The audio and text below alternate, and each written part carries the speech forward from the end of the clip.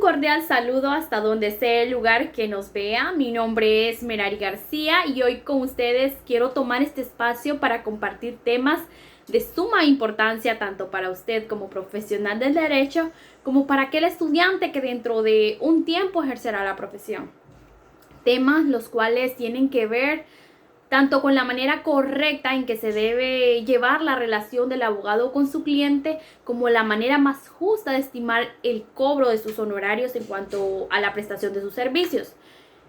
Claro, siempre exceptuándose en aquellos casos donde predomine la defensa pública otorgada por el Estado. Pero antes de entrar en contexto al tema, quiero decirles que lo que voy a explicar aquí lo haré tomando como fuente el capítulo 6 y 7 del Código de Ética del Profesional Hondureño del Derecho. Y partiendo de la premisa que cuando una persona contrata a los servicios de un abogado, esta persona se convierte en su cliente y el abogado en el defensor de sus intereses. Por ende, formándose un vínculo profesional del cual surgen tanto derechos como obligaciones corresponsables. Pero, ¿qué tipo de derechos y obligaciones? Pues el primero y con carácter fundamental emerge el de establecer el monto o el costo de los honorarios para la satisfacción económica del abogado, como la de iniciar a trabajar de manera diligente en la solución del asunto que la persona le ha encomendado. Relación que, según los parámetros indicados por nuestro Código del Profesional del Derecho del Abogado, debe defender sus casos de manera diligente, con un alto nivel de compromiso, aplicando toda su astucia y conocimiento en cuanto le sea lícito, ejecutando las actuaciones debidas y formulando los argumentos necesarios dirigidos a tutelar los derechos de su cliente. Sin embargo, y a pesar de tener la obligación de respetar ciertas indicaciones o parámetros de su cliente, el abogado no se debe olvidar de tener criterio propio e independencia en su actuar, por lo que también podría renunciar al asunto si durante el desarrollo del proceso, por ejemplo, en aquellos casos de donde el cliente quiere hacerse valer de su posición socioeconómica para generar temor o injerencia en la voluntad del abogado, para que éste mienta o use falso testimonio para alterar los hechos a su favor, digamos en un caso delictivo.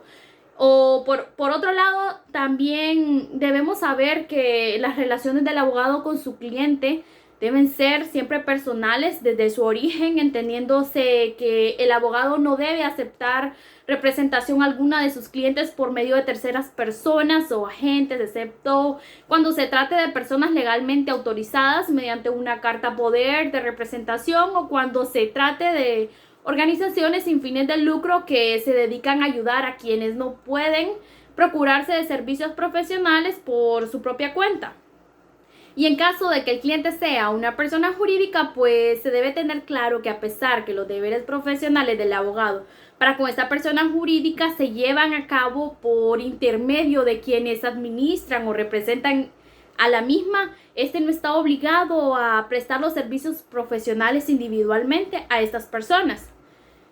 Como también el abogado tiene la obligación de informar a su cliente cuando su intervención profesional en algún caso o asunto encomendado donde su voluntad se puede ver influenciada por sus propios intereses, ya sea por motivos de amistad con la otra parte, por parentesco o cualquier otro motivo similar. Por lo que en este caso con certeza se recomienda que el abogado no participe en un asunto de tal categoría, sino cuando realmente tenga la libertad moral para dirigir lo que él esté seguro que lo va a dirigir bien. Y por otro lado, tanto el Código de Ética Profesional del Derecho, en la misma sección que concierne a la relación del abogado con su cliente, detalla que el abogado puede cesar la representación legal a su cliente. Y en razón a este derecho puedo mencionar algunas de las causas. Primero, en caso que el cliente faltare al debido respeto tanto a las autoridades judiciales como a la contraparte, el abogado puede cesar los servicios a este cliente, o cuando en el desarrollo del proceso ocurra algún error, cuando el abogado lo descubra en el cumplimiento de sus funciones, lo haga saber a su cliente con la intención de que se corrija, pero a pesar de esto el cliente se niegue por estarse beneficiando injustamente, o ya sea, por ejemplo, porque haya surgido una discrepancia fundamental durante la prestación de estos servicios, la cual no sea posible subsanarla. Entendiéndose que en general el abogado está facultado de cesar dicha relación por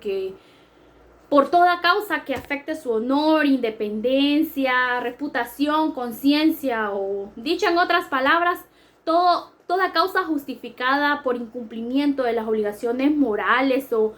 patrimoniales, materiales por parte del cliente o el abogado. Y pues hasta aquí hemos explicado todo lo que concierne al tema de cómo debe ser la relación del abogado con su cliente y de las obligaciones corresponsables que surgen de este vínculo profesional. Y como anteriormente mencionaba, de este vínculo profesional también surgen derechos, no solo obligaciones.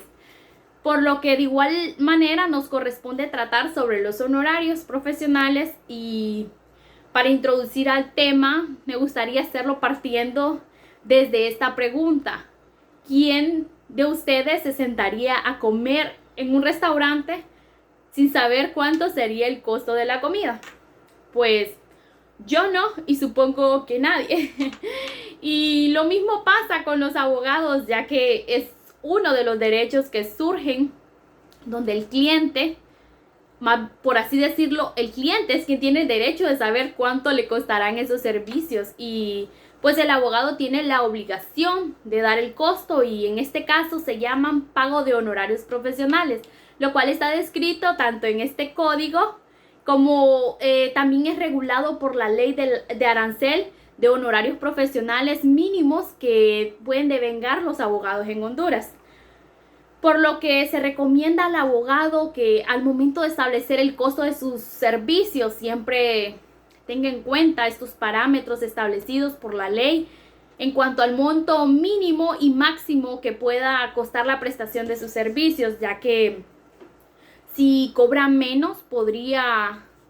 incurrir en una competencia desleal para con sus colegas, y si cobra más, pues este sería un mal comportamiento para nuestro cliente, o más bien un abuso indebido a partir de la situación o estado de vulnerabilidad en que se encuentre nuestro cliente. Por otro lado, el mismo Código de Ética hace mención y nos expone diversas situaciones en que el abogado debe considerar para determinar la manera más correcta en cuanto al monto de honorarios convencionales, ante la salvedad de no estar fijados dentro del arancel. Y estos casos pues dependen del tiempo requerido en la prestación de estos servicios, también la dificultad del asunto, la cuantía del asunto y además el prestigio del abogado. Pero toda la capacidad, también tomando en cuenta, la capacidad económica de nuestro cliente, para podernos acoplar a la capacidad económica de este. Y pues también, una vez habiendo acordado el pago de los honorarios, puede recomendar al abogado que haga constar este acuerdo por escrito, es decir, que se celebre un contrato de servicios profesionales para que dentro de sus cláusulas acuerde todo lo correspondiente a la forma de pago, honorarios, inclusive sobre las consecuencias de incumplimiento por cualquiera de las partes. Y para finalizar, podemos concluir diciendo que en el ejercicio de la profesión se espera que todos los abogados pongan en práctica los valores éticos y morales aprendidos desde el seno de su hogar, como los aprendidos en la formación académica, y tratar de tener un trato justo y profesional con nuestros clientes en el aspecto cuando se cobran los honorarios, y que en el peor de los casos, donde el cliente realmente carezca de recursos económicos, el abogado haga valer el principal objetivo de esta profesión, que no es precisamente el de obtener un fin de lucro, sino el de servir a la justicia. Y pues puedo decir que hasta aquí mi participación, y ya para despedirme en lo que respecta al tema, espero haber sido lo suficientemente clara y que esta información les sea de mucha utilidad. Espero poder tener nuevamente la oportunidad de dirigirme a ustedes con otro tema, al igual que este, muy interesante.